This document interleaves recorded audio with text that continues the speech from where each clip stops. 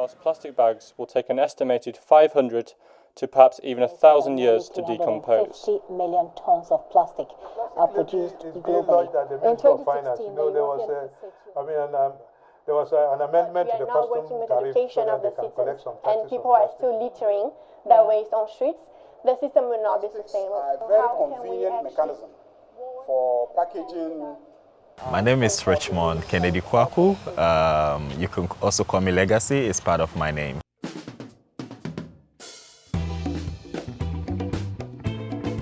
I'm a trained merchant navy officer by profession. I work on ships, on cargo ships, bulk carriers, basically big ships moving cargo from port to port. But at the moment I'm on land, so I am running an NGO, Plastic Punch. We started Plastic Punch in January 2018. So Plastic Punch was started by a multicultural group of 7 from different nationalities. So we are from France, from Spain, and of course Ghana. We started when we went for a tether monitoring session. So we are a set of professionals in different fields, just concerned about the environment. So we went for a tether monitoring session in Ningo Pram Pram. And out of the 6 turtles we saw on this night, 5 of them were dead. I mean, we could not scientifically diagnose what was the cause of death of these turtles. But then when you look at the nature of the beach and some of these turtles entangled in plastics, dead and lying on the beach, we realized that there was this link. And considering how turtles are very important to the ocean ecosystem, we felt we should take action.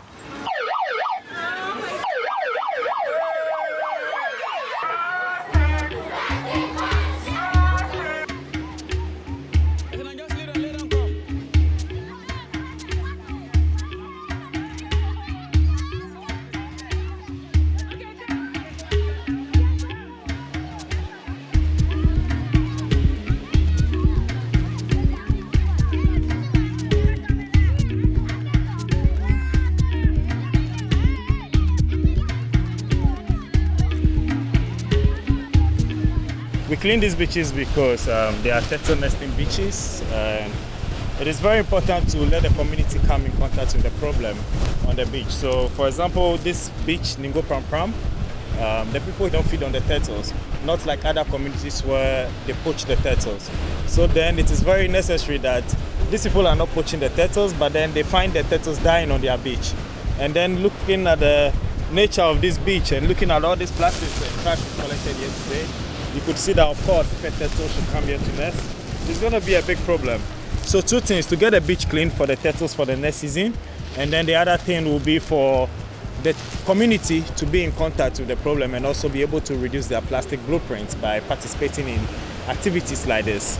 This is why we find it necessary to come here.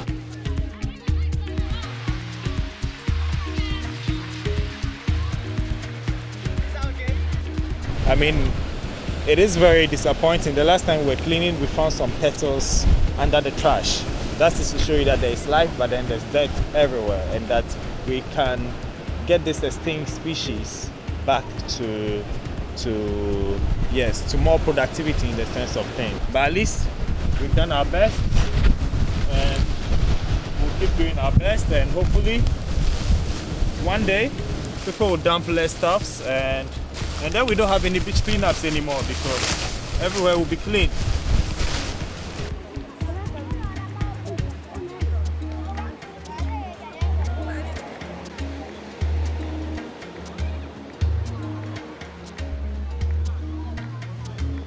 It's difficult to work with the authorities sometimes. They are making arrangements for transportation, etc., with the municipal assembly, the district assembly, whatever, the waste management companies. There are these laws of zoning and jurisdiction, and yes, they are kind of taking care of these laws, but then it is a problem because you are not able to work with more than one waste management company. You just need to work with what is in the district. This will be a problem.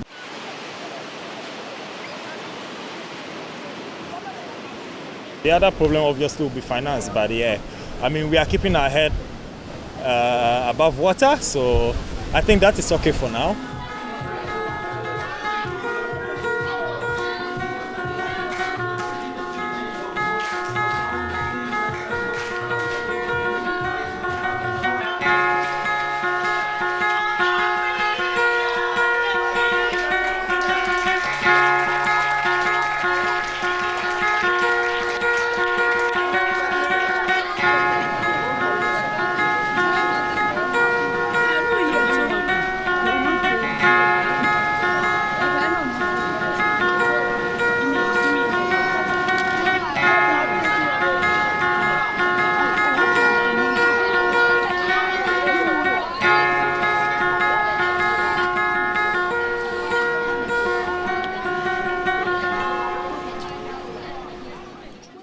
I've really been concerned about the plastic topic in a while.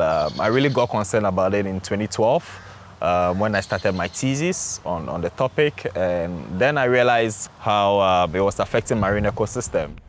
So Richmond was very interested in plastics, and for me, when he came with a project about plastics, I was interested because having been at sea, I know the dangers of plastic.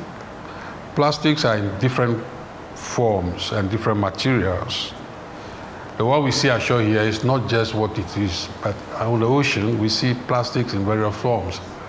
And most of the time, the cargo or cargo ships work with plastic materials, mostly like the ropes and,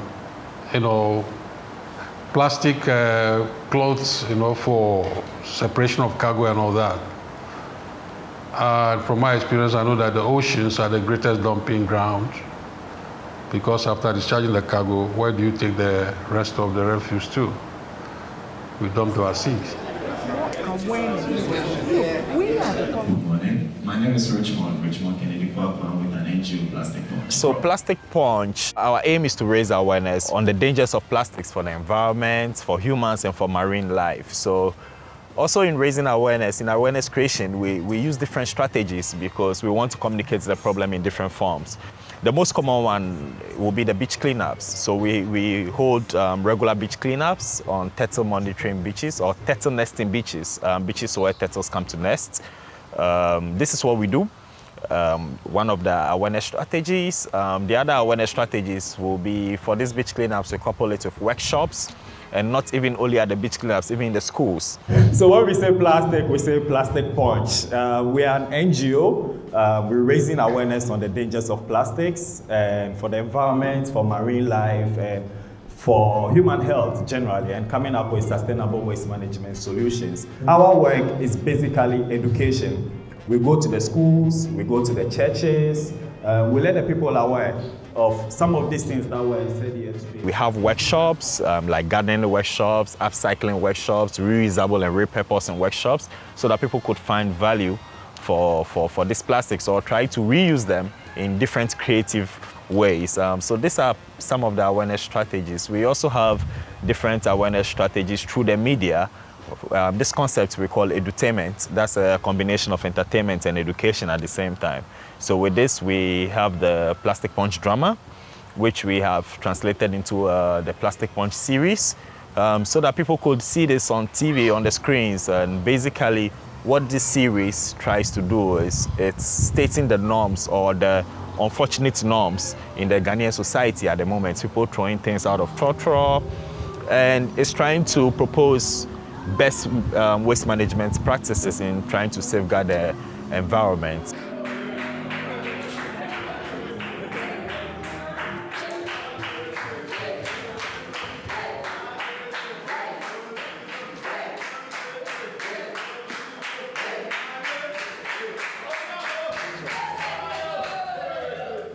Chaskele is a concept that I evolved with my crew, the team I selected from the community I'm working with. So what we are trying to do is to look at the issues in the community, and also we had a workshop on the Sustainable Development Goals. So we decided to work on Goals 3, 6, and 15. And luckily these things are interwoven, and the big thing they look at is sanitation, hygiene, and health. So that is what we came up with, pushing the concept and all. So it was through the process when we're betting things and other things that I got in touch with Legacy because of the Plastic Punch advocacy. So I realized that it's in line with our work.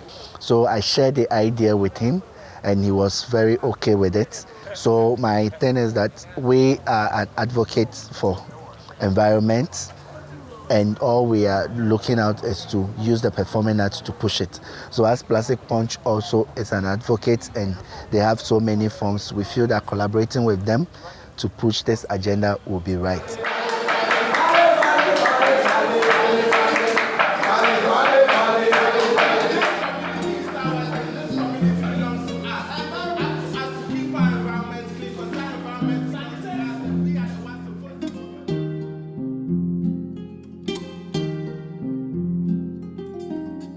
So with our beach cleanups, we do not want to be in the business of shifting or moving trash from the beach to the landfill. We don't want to be in this business at all. But what we realize is that we find 70% of plastics at every beach cleanup. So what we do is we try to create a circular economy model around this plastics that we find on the beach. It's like segregating.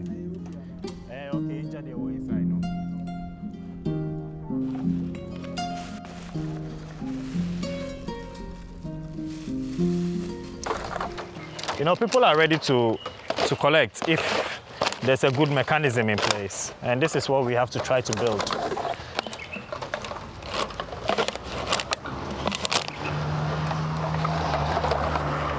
This would have otherwise ended up on the beaches or in the gutters or somewhere. Neoplast recycle all kinds of plastics except PVC into building materials like the paving block, interlocking blocks that doesn't use cement in building. Legacy, it's a guy I know for long. He normally collects the plastic from the beaches and other places and bring it to me. It's very great working with him because I can get the plastic that I need for my work also. Sometimes he do take cash, sometimes he do take bricks. I support him because it will send a signal on how plastic is important, how it's best not to just throw it away, but to keep it and benefit from it at the other end. And 50 no? Or it's different? Say break near 3 CD and not 2 CD. Okay. So you just add 11 to the 60. So you get around 71. 72. Okay, 72. So 72 divided by 1.2. Why are you dividing again? So 60 bricks. 60 bricks, yeah. It was 50 bricks. By trying to encourage the principles of reuse and this circular economy, we call for a flea market, or before we call for donation, to be able to raise funds also at the same time, and also people trying to find nice things for cheap price in the sense of things. So then people bring nice things, people come to buy these things, and whatever we make, we take it to promote our project or to support the project. Whatever things are not sold, we give them to charity. And this is why we find the flea market concept as a nice one, because then we are able to go beyond our margin or our missions of just plastic punching to extending to help other charities or people who might need these items that we get that nobody may want. These things extend from toys to books to clothes to a lot of different things, jewelry, accessories, and I think all the donations we have made so far, the people receiving them were very happy. So it's a nice activity, and we make some money also to promote our projects. Dada waho. Eh, tamana na nyanushanu kusafenye. Auntie. Dada makino. Yebeshia. Okay. Atu. Shey why? Esege dada. Esege. Esege. Yo, me dog no grey ha. Play the viao. Gomatza, nyema sagomoa. Mano vava samle mbala ba simano be ya hanya. Kaka, as time goes on na, makoba nuyaka o kokonfe anyo. Even on the shores of Accra alone, makpona plastic punch toa nuyo do wana anyo nanto.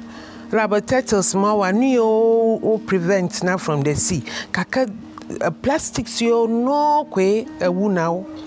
If they are being hatched at the shores, we choke now kwa okuna. Yemava nyabade. This is the uses eji jomni. Alaba domenya income doraka onyu. Richmond, of course, is a brother from another mother. We grew up in this area, in this neighborhood together since childhood. Yeah, so he has been the best of friends. When we are together and maybe someone drops maybe a plastic or maybe a lettuce, rubber or something, he's like, no, come on, don't do that. It's bad manners. So you should pick it up. And he'll be like, okay, then he'll pick it up. And he's fond of that. He likes picking plastics from the floor, ground, puts it in the dustbin, and I'm very happy. I'm very happy, and I'm very happy is what he's doing. I'm very happy for him, and I felt very good because he's my brother. So I always want the best for him.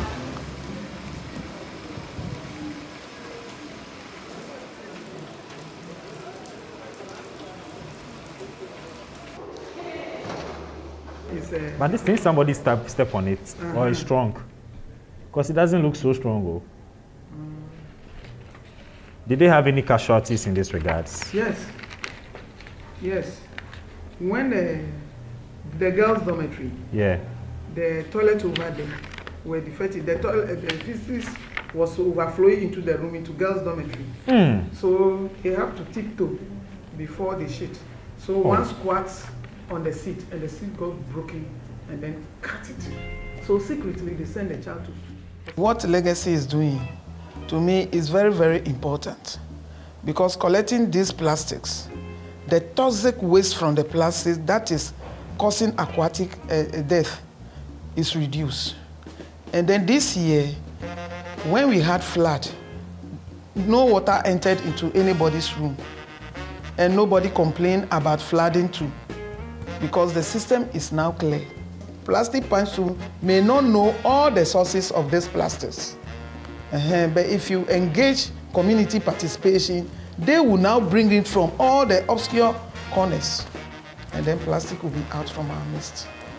When I'm not punching plastics, I'm concentrating either on my media business. I spend time with my wife. We punch plastics together. Yeah, Legacy is my partner, or my chérie, how we call each other. So yeah, we have been together since, I don't know, 2.5 years or something like this. And he took me on his plastic punching journey. We are now living together and punching plastics together. He's very passionate about this project, very dedicated, very ambitious too. His energy, his passion is what is also pushing the project forward. And it's good, we have a good balance. I am more relaxed and he's more pushing. And I think that's why the project is also working well.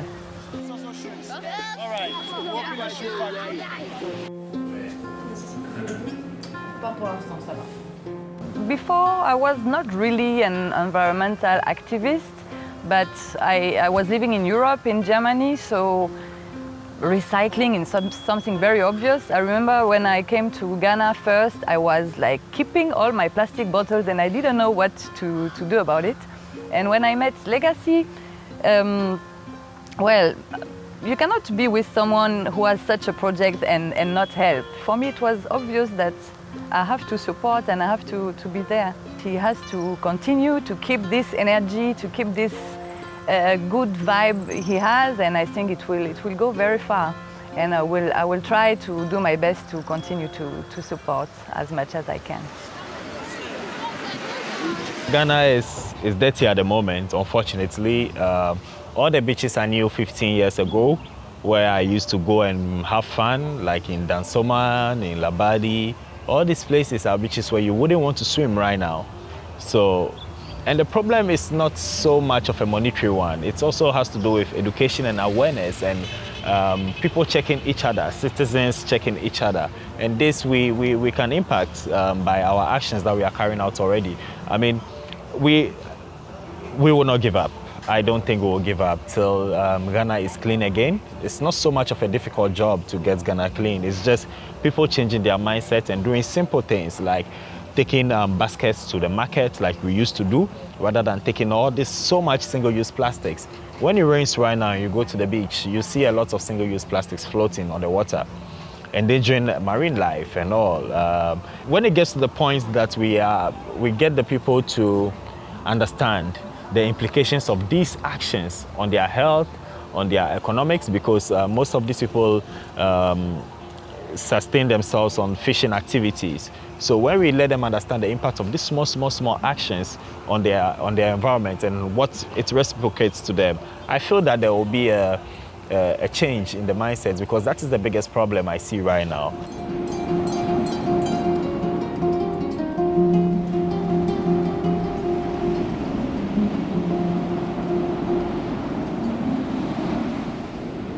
I really enjoy what I'm doing right now. I mean, it is a little,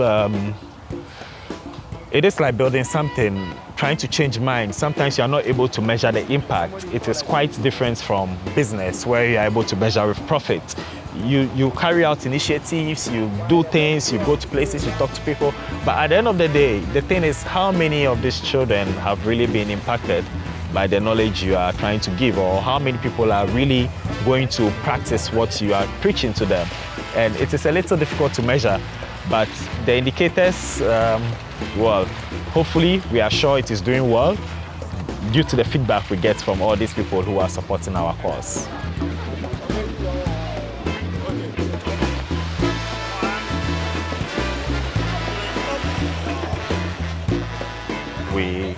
We cannot give up. The problem is a big one, and we need to really stand strong. I mean, there are going to be a lot of hurdles. No one said it's going to be easy because you have a strong plastic manufacturing base worldwide. It's a thing of business and environment, business versus environment, profits versus the environment. And we choose to stand on the side of the environment. And I feel if we don't stand for the environment, we'll fall for anything that goes in the way of profit. So no, we will not give up, despite more punching.